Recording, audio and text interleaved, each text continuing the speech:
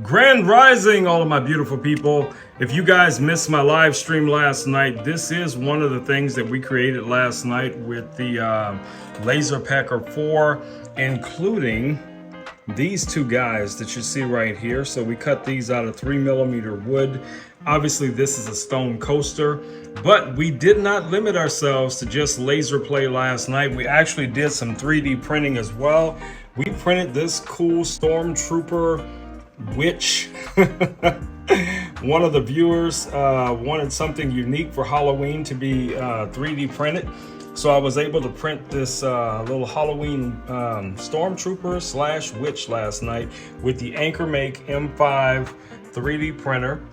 All right, so that's pretty much what we got done last night. I wasn't able to stay live long enough for this to finish because it still had about an hour left on the print.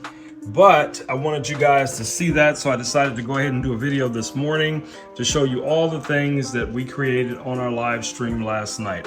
All right, guys, you stay safe out there, and I will see you all in the next video.